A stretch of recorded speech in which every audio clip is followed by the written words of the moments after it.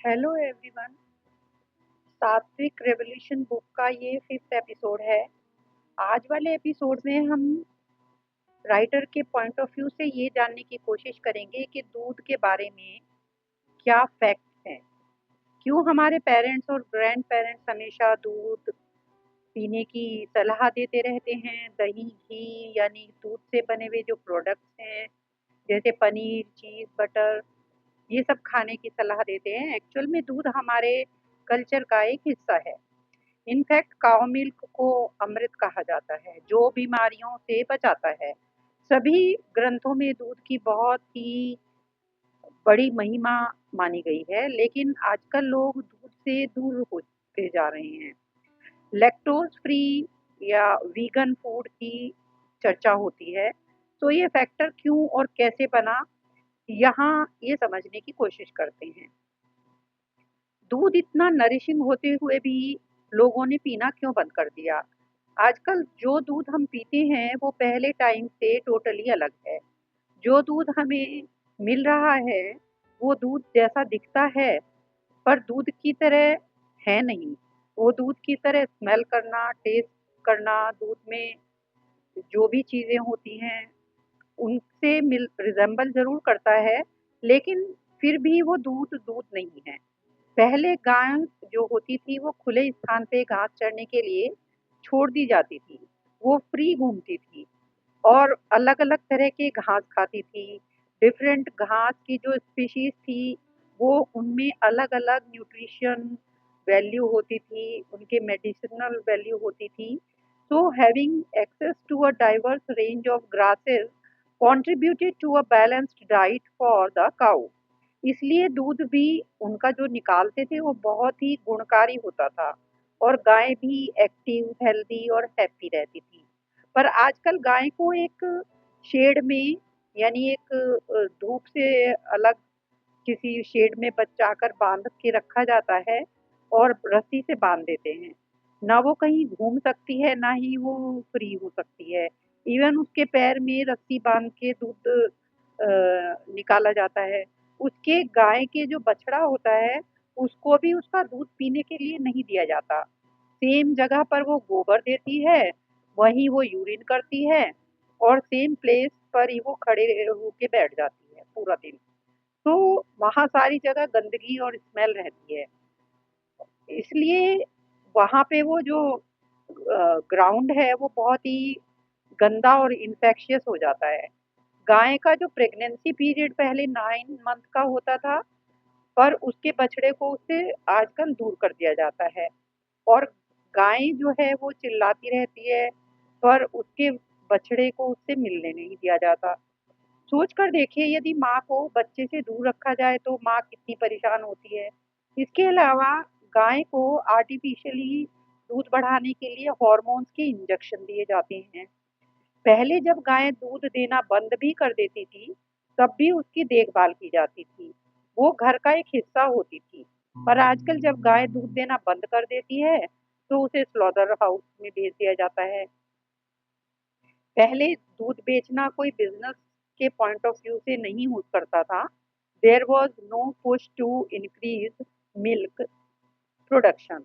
पर आजकल ऑक्सीटोसिन का एक इंजेक्शन उनको दिया जाता है, जिससे मिल्क प्रोडक्शन बढ़ जाता है।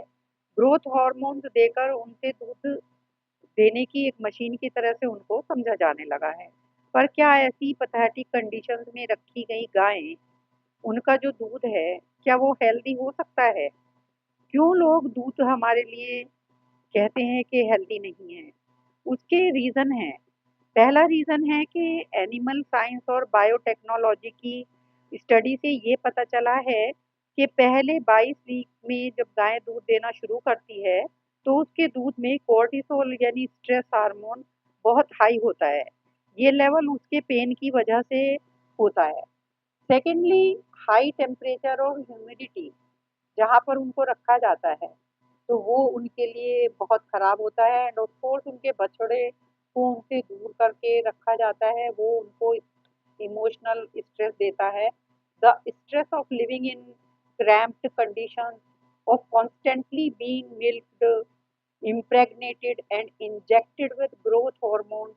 गाय में स्ट्रेस हार्मोन कोर्टिसोल और एड्रीनालाइन स्टेरलाइज या पॉस्चराइज करने के लिए करते हैं, और it remains in the milk and dairy product that we consume. तो ये ऐसा नहीं है कि ये सारे हार्मोन वहाँ से चले जाते हैं, वो दूध में ही रहते हैं। सेकंड रीजन होता है दूध कंजप्शन हार्मफुल क्यों है, क्योंकि दूध में जो लैक्टोज नाम का कंपोनेंट होता है वो हमारी बॉडी में डाइजेस्ट नहीं हो पाता। उसके लिए लैक्टोज एंजाइम चाहिए, जो यदि सफिशिएंट मात्रा में नहीं होगा तो दूध अनडाइजेस्टेड फॉर्म में गट में रह जाता है। गट बैक्टीरिया इसमें फर्मेंट कर देते हैं, और इसको फर्मेंट कर देते हैं जिससे गैस ब्लॉटिंग वगैरह होती है, और समटाइम्स एब्डोमिनल पेन भी होता है। तीसरा रीज़न है दूध ना पीने का कि मिल्क कंजप्शन से एक्ने की प्रॉब्लम होने लगती है। डॉक्टर खादरवली, जो मिलेट मैन ऑफ इंडिया कहलाए जाते हैं, वो कहते हैं कि उनको पद्मश्री भी मिला है। उन्होंने यही बताया है कि 50% हॉस्पिटल दूध ना पीने की वजह से बंद हो जाएंगे। आजकल दूध बहुत सारी बीमारियों को बढ़ा रहा है। यदि गाय ठीक कंडीशन में रखी जाए, उसकी केयर की जाए, उनके लिए और पर्याप्त मात्रा हो, जगह हो, सही से उनको रखा जाए, उनके बछड़ों को उनके साथ में रखा जाए और उनको दूध पीने दिया जाए अपनी माँ का, और उनमें ग्रोथ हॉर्मोन्स ना इंजेक्ट किए जाएं, तो वो दूध हमारी बॉडी के लिए अच्छा है। अब क्वेश्चन ये है कि यदि हम दूध ना लें तो उसकी जगह पे हम क्या ले सकते हैं। तो फर्स्ट ऑफ ऑल मिल्क की जगह पर आप कोकोनट मिल्क या आलमंड मिल्क ले सकते हैं। घर में इसको आप क्या करेंगे, आलमंड को पानी मिला के मिक्सी में पीस लें और फिर छान कर पी लें, या फिर बटर की जगह आप पीनट और आलमंड और कोकोनट बटर को यूज़ कर सकते हैं। चीज़ की जगह आप कैश्यू चीज़ यूज़ कर सकते हैं। कर्ड की जगह आप पीनट कर्ड यूज़ कर सकते हैं, और पनीर की जगह आप टोफू यूज़ कर सकते हैं या सोयाबीन से बना लें। अब दूध जो कैल्शियम का सोर्स माना जाता है, आई मीन गाय जो घास खाती है उससे कैल्शियम मिलता है, उसका ऑल्टरनेट यही है कि ज़मीन जो जहाँ पे उगने वाली चीज़ें यदि गाय खाएगी, like sesame seeds, Poppy seeds, finger millet, drum stick, spinach, और यदि हम लोग भी ये सब चीज़ें हम गाय के मिल्क के अलावा खाते हैं, फेनोगिक्स और ऑरेंजेस, चिकन पीस, ब्रोकली, तो हमारी कैल्शियम की कमी पूरी हो सकती है। Calcium is necessary nutrient, but we can easily get enough from plant food. Green leafy vegetable से, लेग्यूम्स से, बीन्स से हमें वो मिल सकता है। अब नेक्स्ट एपिसोड में हम जानेंगे कि कैसे हमें सोना चाहिए। ये हमें सिखाया ही नहीं जाता, लेकिन इससे हमारी हेल्थ और लॉन्गेटिविटी बढ़ती है। तो नेक्स्ट एपिसोड में हम स्लीप पैटर्न के बारे में जानकारी लेंगे। Thank you so much for listening.